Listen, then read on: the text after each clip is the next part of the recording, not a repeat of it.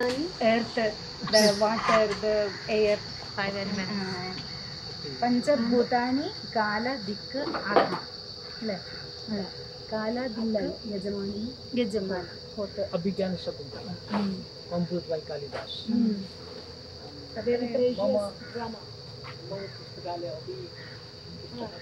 अहं तु अत्र गतवती पुस्तकालये कानि पुस्तकानि मया दृष्टवती. We are trying just to maintain it. Just beginning only. Yes. So many things to be done. There are Bhagavad Gita of Gita Press, Gorakhpur. Very, very old books. Yes. And there is, I think there is one book, this Narayaniyam, composed by Narayana Bhattiri. We know one. And you know the... We will chant one shloka. Okay. For you. Sandra, Nanda. Yes. Sandranandavabodhalmakamanupamitam कालदेशावधिभ्यां निर्मुक्तं नित्यमुक्तं निगमशतसहस्रेण निर्भास्यमानम् अस्पष्टं दृष्टमात्रे पुनरुरुपुरुषार्थात्मकं ब्रह्मतत्त्वं तत्तावद्भाति साक्षात् गुरुपवनपुरे दुर्लभ्यवस्तुन्यपि सुलभतया हस्तलब्धे यदन्यत्तन्वा वाचा धिया वा भजति बत जनः क्षुद्रतैव स्फुटेयम् एते तावद्वयं तु स्थिरतरमनसा विश्वपीडापहत्यै निःशेषात्मानमेनं गुरुपवनपुराधीशमेवाश्रयामः. अहं केरळतः आगतवती. अत्र विश्वसंस्कृतसम्मेलनार्थं नेपाळदेशं द्रष्टुम् आवाम् अत्र आगतवन्तः. एवं च केरळे पालक्काड् मध्ये त्रिशूर् मध्ये च अस्माकं गृहं वर्तते. अहं तावत्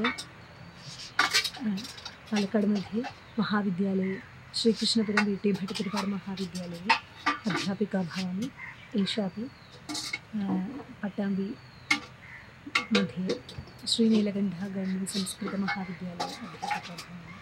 अत्र आगत्य शिवपुरी बाबा महाभागस्य समाधिस्थलं द्रष्टुं तत्र नमस्कारं कर्तुं च अवसरं लब्धवन्तः. वयं बहु सन्तुष्टाः स्मः. एवं च शिवपुरी बाबा महाभागः अस्मद्देशीयः इत्यपि महान् महतः सन्तोषस्य विषयः. एवं च अस्य स्मरणार्थम् अत्र नेपाळदेशे आगत्य अत्रैव उपविश्य अत्रैव प्रसादं स्वीकृत्य सर्वं सम्यग्रीत्या समाप्तम् इत्यपि मम महान् सन्तोषः. नेपाळस्य पशुपतिनाथस्य च दर्शनेन अस्मद्देशीयाः अपि पवित्रीकृतवन्तः. अथ सामवेदस्य आस्थानं भवति पाञ्याळ् देशः. पाञ्याळ् देशतः आगतवती भवामि. पाञ्याळ् देशस्य सूचनार्थं पाञ्याळ् देशस्य स्मरणार्थम् अपि एतत् दर्शनं कृतम् इति महान् सन्तोषः. अहं श्रीजा.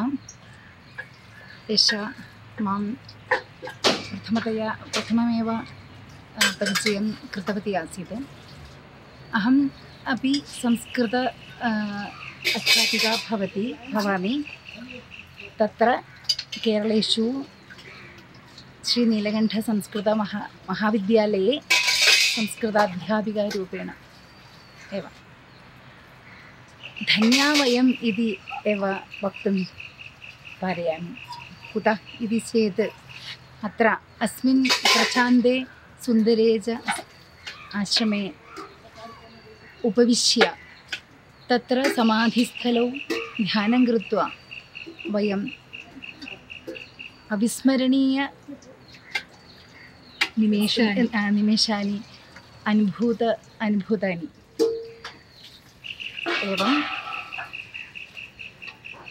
नेपालदेशस्य तादृशरूपेण भारतदेशस्य अपि संस्कारस्य प्रचरणार्थम् एवं तस्य संरक्षणार्थमपि अयम् आश्रमः अद्यापि एवं रीत्या प्रचलति इति अपि महान् सन्तोषस्य अवकाशः।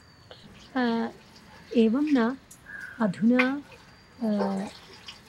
बहवो जनाः संस्कृतभाषायाः संस्कृतस्य च भाषणे विश्वसंस्कृतप्रतिष्ठानं एतादृश सेण्ट्रल् संस्कृत यूनिवर्सिटी राष्ट्रीयसंस्कृतसंस्थानम् एतेषां विभागानाम् एतेषां संस्थानां च प्रचारणेन संस्कृते आकर्षणं कृतवन्तः। तस्मात् संस्कृतस्य भाषणं संस्कृतस्य प्रचारणं सर्वमपि सरलया रीत्या कर्तुं शक्नोति। यथार्थतः संस्कृतं सरला भाषा भवति एवं खलु। संस्कृतस्य सारल्यं वयं संस्कृतभाषायां यदि आमग्ना भवेयुः तर्हि सम्यग् रीत्या तस्य भाषायाः सारल्यं मनोहारितां च द्रष्टुं शक्नुमः। एवं च ये जनाः संस्कृतं न ज्ञातवन्तः तेषां कृते अपि प्रशिक्षणपरम्परा अधुना प्रारब्धा आन्लैन् माध्यमेन। एतादृश बहवः रीतयः तत्र सन्ति इति तत्र भारतदेशे संस्कृतस्य प्रचारणार्थम् आन्लैन् माध्यमेन मुक्तस्वाध्याय इति नाम्ना अन्ताराष्ट्रीयतले अपि प्रचारण परम्परा वर्तते। या सृष्टिः स्रष्टुराद्या वहति विधिहुतं या च होत्री ये द्वे कालं विधत्तः श्रुतिविषयगुणा या स्थिता व्याप्य विश्वं या माहुः सर्वबीजप्रकृतिरिति यया प्राणिनः प्राणवन्तः प्रत्यक्षाभिप्रपन्नस्तनुभिरवतु वः ताभिरष्टाभिरीश।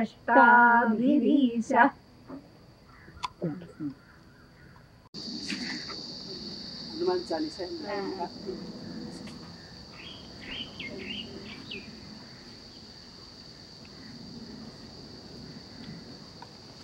थप भिडियोहरूको लागि हाम्रो च्यानल सब्स्क्राइब गर्नुहोस् र छेउमा रहेको बेल आइकन पनि दबाउनुहोस्।